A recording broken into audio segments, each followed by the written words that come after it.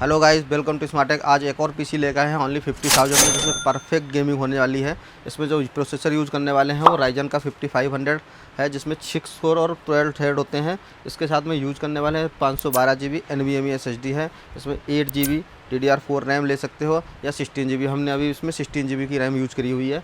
इसके साथ में एक 22 इंच का मॉनिटर है, एक कीबोर्ड माउस है। इसके साथ में हमने 500 वाट की पावर सप्लाई है और इसमें जो मदरबोर्ड रहने वाला है वो है 550। इसके साथ में एक सबसे बड़ा है ग्राफिक कार्ड जो कि 4 GB DDR5 है, जो कि RX 550 है। इसके साथ में एक RGB कैबिनेट भी है और जो टोटल सिस्टम का बजट था वो 50,000। अगर आपको इस तरह का कोई भी पीसी बिल्ड करना है तो हमारे नंबर आपको स्क्रीन पे मिल जाएगा, हमसे कॉन्टैक्ट कर सकते हैं।